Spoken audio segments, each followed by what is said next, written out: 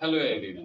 तो देखो, IPAC naming कैसे हम लिखते हैं नाम। अभी तक तो आपने पढ़ा कि लिगैंड का नाम कैसे लिखते हैं, सेंट्रल मेटल एटम का नाम कैसे लिखते हैं।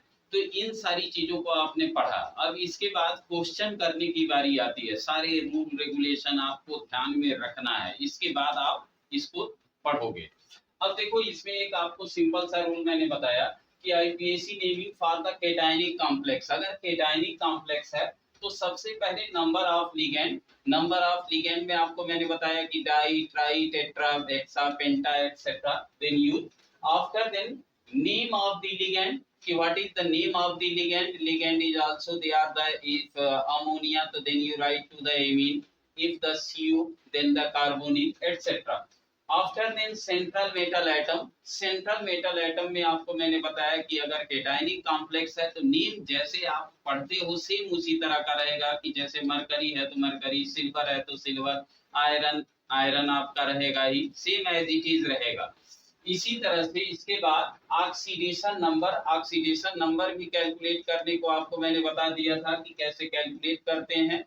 तो इसका ऑक्सीडेशन नंबर रोमन नंबर में लिखेंगे। फिर आपका है एनायन नेम, अगर एनायन है तो, नहीं है तो उसको जैसे चार्ज दिया गया है उसी तरह से आप लिखोगे। अब देखो, पहला एक name AgNH3 twice and plus लिखा हुआ है। अब यहाँ पर आपको name of number of the ligand, तो नंबर ऑफ लिगेंड 2 आपका है तो इसको लिखोगे डाई। डाई स्मॉल लेटर से ही शुरू करने हैं और जितना केटायनिक कॉम्प्लेक्स है वो सारे एक वर्ड में रहेगा। तो ये आपका हो गया डाई। अब NH3 अमोनिया आपका है, ये लिगेंड है तो इसको हम लिखेंगे ammine, AMMINE, amine.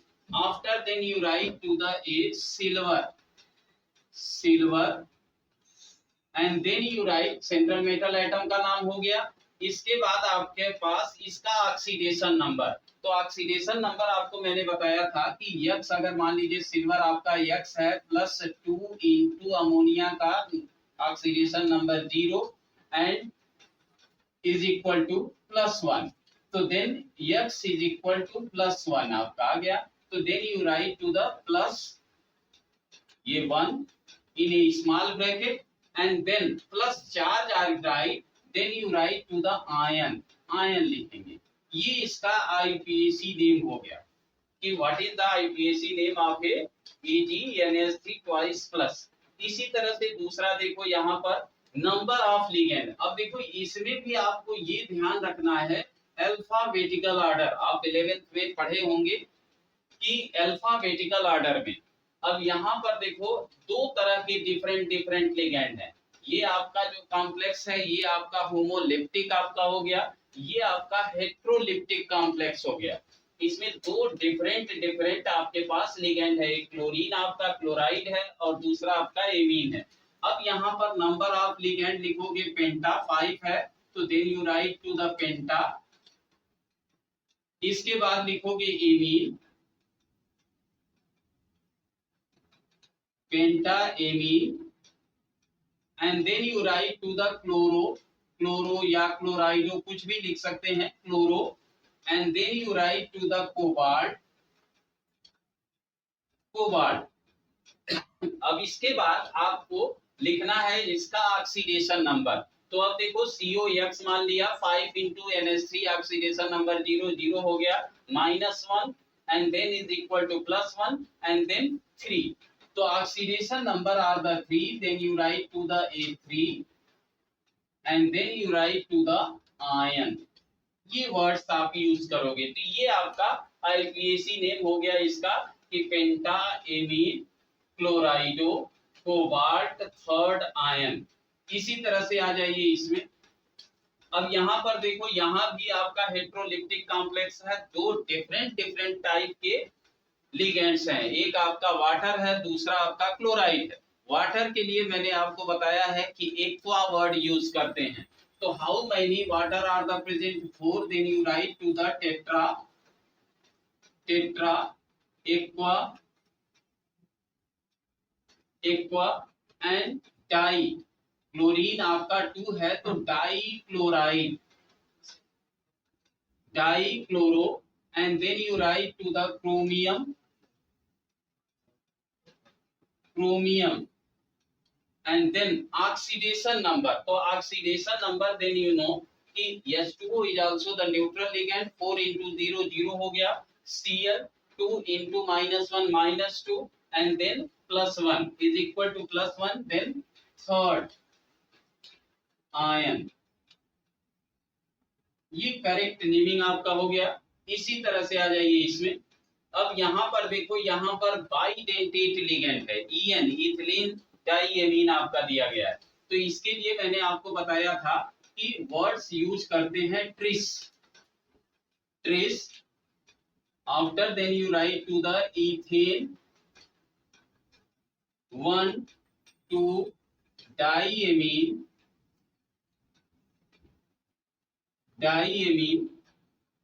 Cobalt third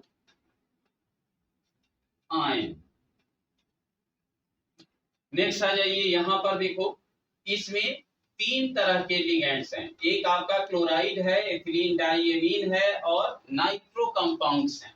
अब यहां पर देखो, नाइट्रो कंपाउंड्स में अगर हम लिखेंगे तो अब यहां भी आपको ये आपका अल्फाबेटिकल ऑर्डर में लिखना है. तो यहां पर आपका हो गया क्लोरो,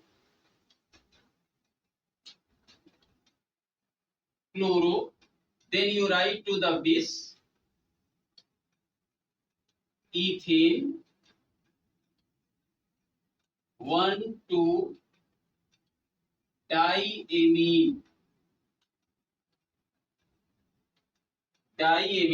अब यहां पर आपका है नाइट्राइटो, लिखते हैं इसको नाइट्राइटो ओ लिखते हैं. आपको मैंने पहले बताया है कि अगर NO2 है तो नाइट्रो लिखते हैं, NO लिखा हुआ है तो nitrito O and nitrito N लिखते हैं. तो nitrito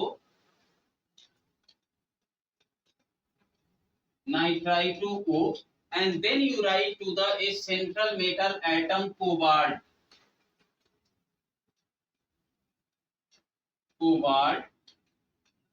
and then write to the oxidation number.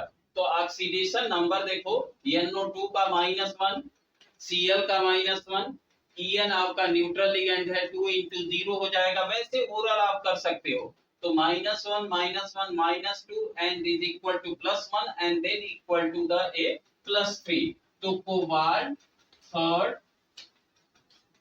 Ion, ये स्पेसी नेम हो गया. नेक्स्ट देखो, इसमें है कुछ क्वेश्चन, जैसे मान लीजिए कि हम तो लिख रहे हैं, आप पहले लिख करके इसको देख लीजिए, फिर मिला लीजिएगा कि आप सही लिख रहे हो कि नहीं लिख रहे हो. नेक्स्ट देखो इसमें, अब यहाँ पर भी देखो, ये आपके पास एमीन है, क्लोरीन है. कोई कंफ्यूजन मत रखिएगा कि यहाँ पर क्लोरीन भी, क्लोराइड लिगेंड भी है, आपका अमोनिया लिगेंड भी है. अब इसमें आपको कंफ्यूजन ये होगा कि हम किसको पहले लिखेंगे. तो डाई ट्राई टेट्रा इसको प्रीफर मत करिएगा. यहाँ पर हम केवल लिगेंड को प्रीफर करते हैं अल्फाबेटिकल ऑर्डर में. तो अब देखो, क्लोराइडो पहले लिखे कि एमीन पहले लिखे, तो हम इसको लिखेंगे एमीन को पहले. तो यहाँ पर लिखोगे आप टेट्रा एमीन. यहाँ पर आपका हो जाएगा डाइक्लोरो या डाइक्लोराइडो. then you write to the a cobalt after them. अब देखो, इस Cl से हमें नहीं मतलब है, यहाँ कोबाल्ट तक आपने लिखा, फिर ऑक्सीडेशन नंबर इसका लिखेंगे. ऑक्सीडेशन नंबर देखो, यहाँ 4 into 0 0 हो गया, यहाँ 2 into -1 -2 हो गया एंड देन -1. तो -1 -2 -3 हो गया, then is equal to 0 and then you write to the +3. तो cobalt third and then you write to the a chloride.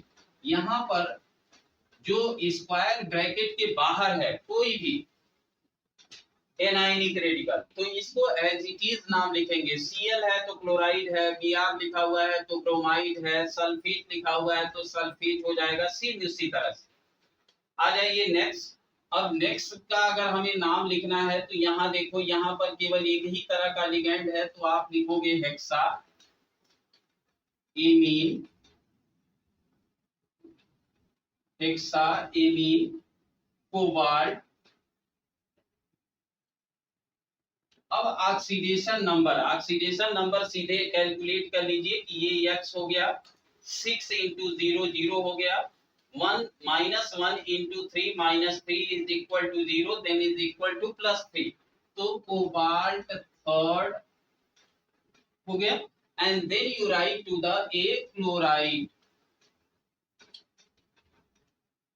यहां देखो आप लोगों को कंफ्यूजन होता है कि Cl3 लिखा है या SO4 ट्वाइस लिखा है, इससे कोई मतलब नहीं है। यहाँ Cl लिखा हुआ है तो Cl3 है, 3 क्लोराइड आयन है, तो आप केवल क्लोराइड लिखोगे, यहाँ मत चेंज कर दीजिएगा कि ट्राई क्लोराइड लिख दीजिए, तो ट्राई क्लोराइड ना होकर के केवल क्लोराइड रहेगा। इसी तरह से इसमें अगर हम आ जाए तो यहाँ पर भी देखो ये केवल एक ही तरह का लिगेंड है, ये बाहर है, ये आपका काउंटर आयन है। यहाँ पर लिगेंड आपका केवल ये है, तो यहाँ पर जब लिगेंड हम लिखेंगे तो ये लिगेंड आपका हो जाएगा इथेन 1,2 डाइएमीन, इथेन 1,2 डाइएमीन, ये आपका हो गया। Then you write to the cobalt, cobalt. अब इसका ऑक्सीडेशन नंबर देखो, ऑक्सीडेशन नंबर निकालेंगे तो यहाँ 2x हो गया and then En is equal to 0 and then SO4 thrice दिया गया है, तो SO4 thrice means SO4 oxidation number is equal to -2, तो -2 into 3 -6, तो 2x is equal to 6 then x is equal to 3। Cobalt third, clear, and then you write to the sulfate, so then you know कि IUPAC name, how you will write to the IUPAC name of the compounds। तो केवल आपको मैंने एक compound का बताया कि अगर केटाइनिक कॉम्प्लेक्स है, देखो तो IUPAC नेमिंग फॉर, देखो IUPAC naming for the anionic complex. अब एनायनिक कॉम्प्लेक्स में आपको name of the metal, metal का नाम पहले लिखना है, फिर name number of the ligand, same वही रूल है, number of name of the ligand, central metal atom and +8, 8 भी लगाएंगे इसमें, सेंट्रल मेटल एटम एंड +8, 8 लिखेंगे and then oxidation number in a small bracket. अब देखो पहली चीज यहाँ पर आपका FeCN6 3- लिखा हुआ है, इसका मतलब ये एनायनिक कॉम्प्लेक्स है नहीं, वैसे ही आप पहचान लिए, तो यहाँ पर आपका नाम हो जाएगा हेक्सा साइनो, साइनो या साइनाइड हो, कुछ भी लिख सकते हैं, hexa cyano ferrate, FERRATE ferrate third ion, ferrate third ion, तो यहाँ नाम हो गया हेक्सासाइनोफेरेट थर्ड आयन या हेक्सासाइनाइडोफेरेट थर्ड आयन। अब देखो यहाँ पर आपके पास है HgI4 2-, यहाँ पर देखो, यहाँ देख लीजिएगा कि कैसे हम ऑक्सीडेशन नंबर निकाल रहे हैं, तो x हो गया 6 - 1 -6 is equal to -3 and then is equal to -3 and +6 is equal to 3, third ion हो गया।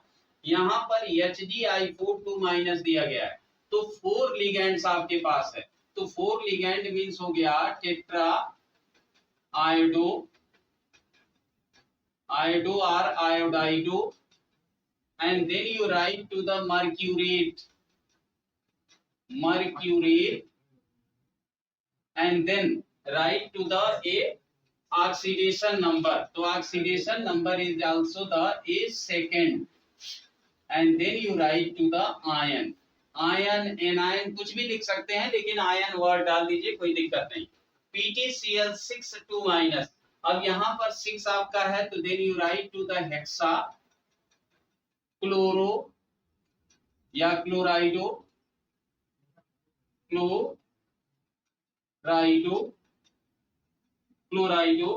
Palatinate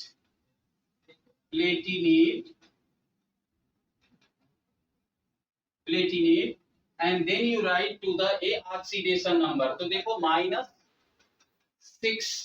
-6 into -1 is equal to -6 is equal to -2 and then +6 4 platinate 4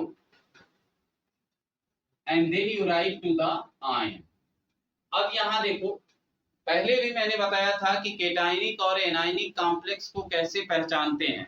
तो जो स्क्वायर ब्रैकेट है, स्क्वायर ब्रैकेट के राइट साइड में कोई भी जैसे Cl है, SO4 है, CO3 कुछ भी लिखा हुआ है तो ये आपका केटायनिक कॉम्प्लेक्स हो गया। एनायनिक कॉम्प्लेक्स में स्क्वायर ब्रैकेट के पहले कोई मेटल दिया गया होगा, जैसे सोडियम है, पोटेशियम है, कुछ भी इस तरह का, आयरन भी दिया जा सकता है। तो यहाँ देखो ये लिखा हुआ है, तो अगर स्क्वायर ब्रैकेट के पहले लिखा हुआ है तो इसका मतलब है कि ये आपका एनायनिक कॉम्प्लेक्स है। तो यहाँ पर जब हम नाम लिखेंगे तो यहाँ पर name of the metal, same metal का नेम लिखेंगे सोडियम,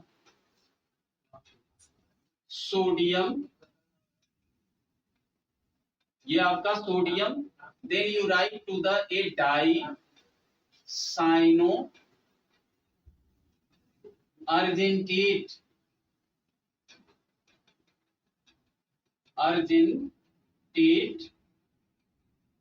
अब इसका ऑक्सीडेशन नंबर देखो तो -1 × 2 is equal to -2 and +1 -1 is equal to +1। तो then you write to the a first only this much you write। after then you see यहाँ K2 से इससे मतलब नहीं है कि कितना 2 है, यहाँ फिर आप लिखोगे पोटेशियम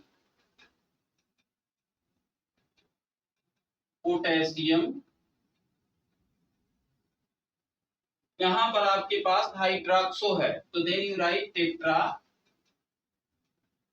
हाइड्रोक्सो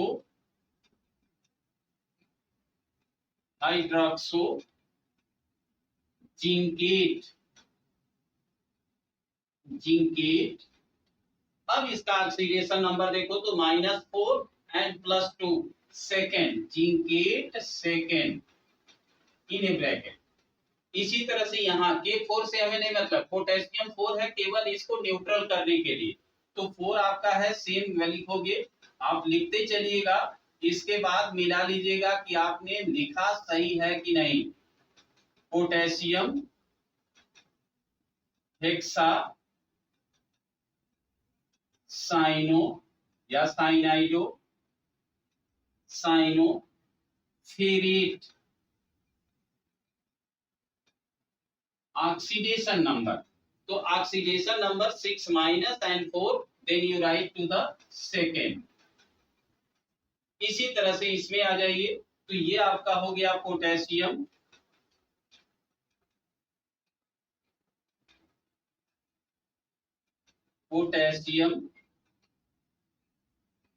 यहां पर ऑक्जेलेट आपका दिया गया है तो then you write to the a tris oxalato या ऑक्सो लिख सकते हो, ऑक्जेलेटो क्रोमेट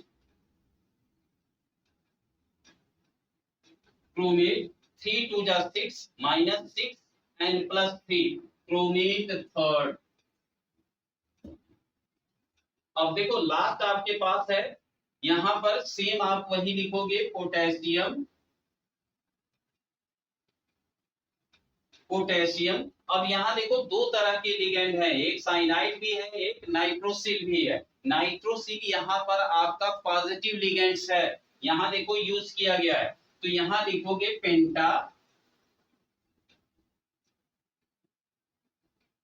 पेंटा साइनो। यहाँ पर आपका नाइट्रोसिल या नाइट्रोसिल को नाइट्रोसोनियम भी लिख सकते हैं, नाइट्रोसिल भी लिख सकते हैं, तो नाइट्रोसिल फेरेट थर्ड, ये आपका थर्ड हो गया। अब देखो Cn का -1 आपका हो गया, -1 × 5 -5 हो गया, प्लस मतलब -4 एंड +3, तो then they are the a ferri third ion. तो ये आपका हो गया IPAC name of the compounds.